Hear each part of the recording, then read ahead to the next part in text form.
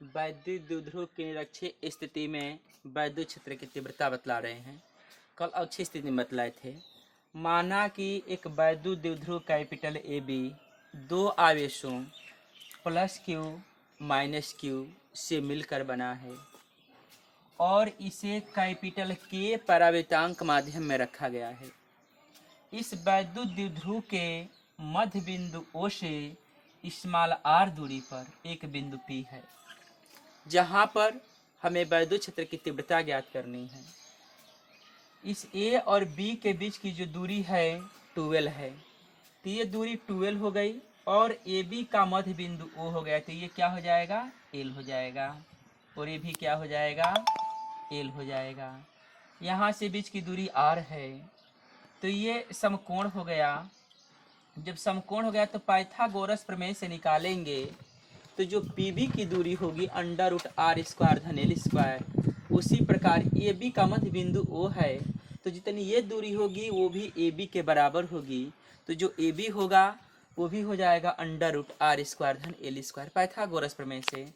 अब हम चलते हैं। प्लस क्यू आवेश के कारण बिंदु पी पर वैद्युत क्षेत्र की तीव्रता ए बराबर 1/4 पाई एप्सिलॉन 0 के क्यू बटे के अंडर रूट आर स्क्वायर धन एल स्क्वायर का होल स्क्वायर हो जाएगा।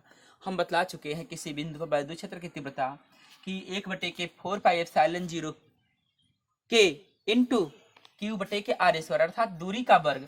तो यहाँ से पी की ए की दूरी है अंडर रूट आर स्क्वायर धन एल स्क्वायर, तो अंडर रूट आर स्क्वायर धन एल स्क्वायर पूरा का होल स्क्वायर। दिशा क्या होगी, तो ए पी दिशा में, पी ए दिशा में होगी, पी ए दिशा में, पी से इसकी दिशा ए की ओर होगी, ये पी ए दिशा में हो गई। उसके बाद ये पी ए दिशा में हो गई, इसका वर्ग किए तो वर्ग करने पर करणी हट जाएगा। और फिर माइनस क्यू आवेश के कारण बिंदु पी पर वैद्युत क्षेत्र की तीव्रता ई बी बराबर 1/4 पाई एप्सिलॉन 0 के क्यू बटे के अंडर रूट आर स्क्वायर धन एल स्क्वायर अर्थात दूरी का वर्ग। तो पी से जो बी की दूरी है अंडर रूट आर स्क्वायर धन एल स्क्वायर है, तो आर स्क्वायर धन एल स्क्वायर का होल स्क्वायर। दिशा क्या होगी, तो पी से बी की ओर होगी, पी बी दिशा में। ई बी बराबर 1/4 पाई एप्सिलॉन 0 के क्यू बटे के आर स्क्वायर धन एल स्क्वायर।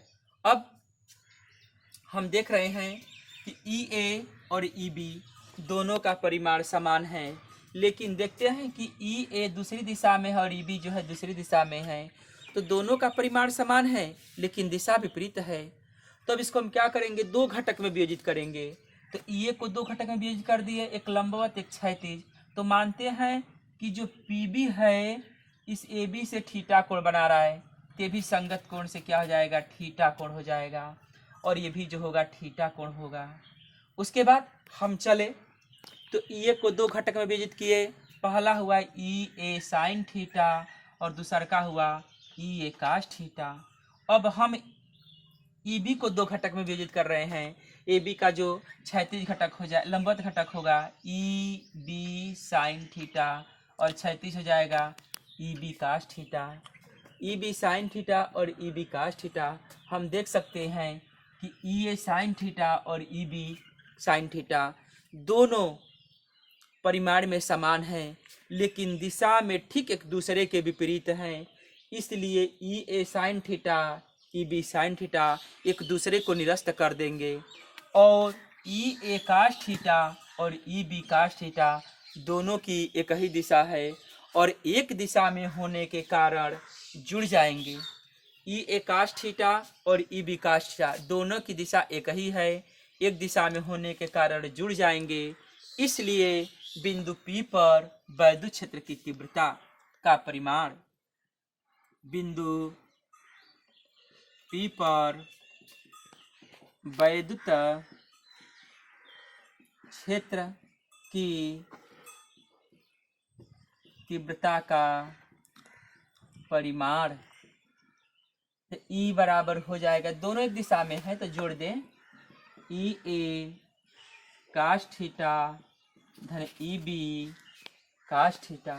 अब जब जोड़ेंगे तो ई ए का मान निकाले हैं 1/4 पाई एप्सिलॉन 0 के 1/4 पाई एप्सिलॉन 0 के क्यू बटे के अंडर रूट आर स्क्वायर धन एल स्क्वायर और फिर धन E B into cos theta.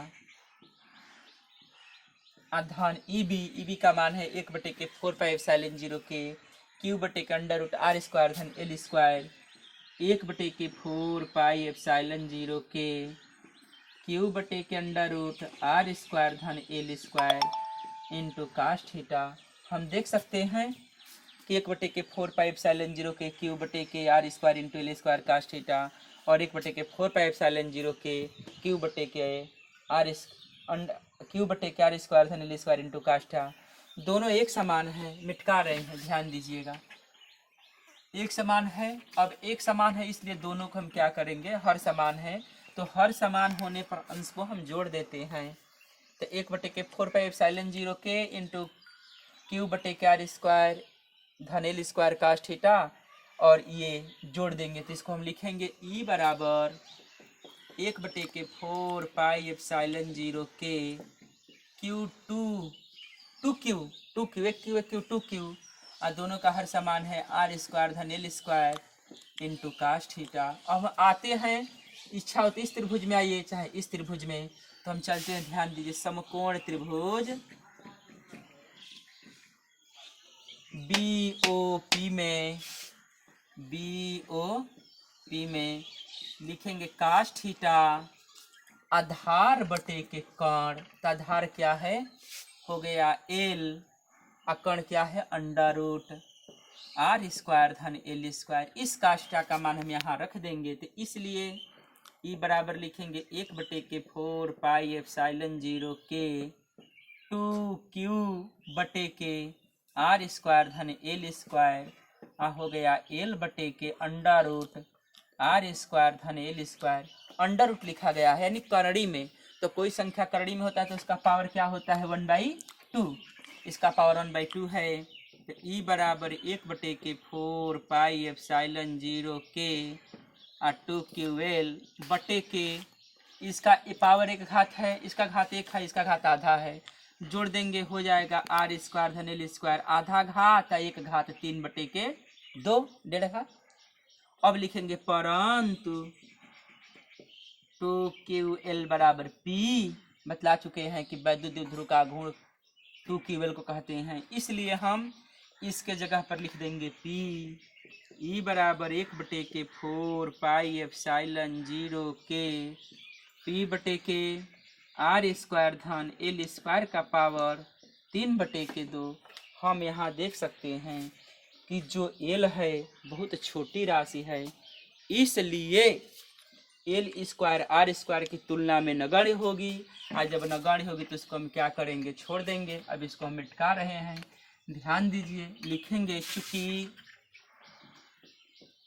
L very less than R, तो एल स्क्वायर को आर स्क्वायर की तुलना में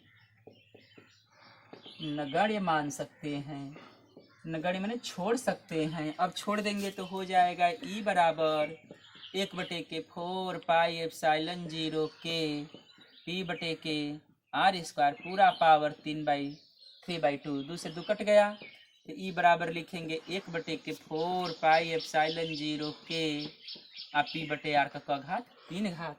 ये हमारा सूत्र हो गया। यदि कोई वैद्युत द्विध्रुव निरक्षीय स्थिति में कैपिटल के परावृत्तांक माध्यम में स्थित है, उसका वैद्युत क्षेत्र की तीव्रता पूछेगा तो आप लोग ये सूत्र लगाएंगे। अब लिखेंगे निर्वात या वायु के लिए, निर्वात या वायु के लिए जो के का मान होता है आप लोग को बतला चुके हैं कि 1 होता है, इसलिए अब यहाँ 1 लिख देंगे। तो ई बराबर हो जाएगा 1/4πε0 p बटे के आर के 3 घात।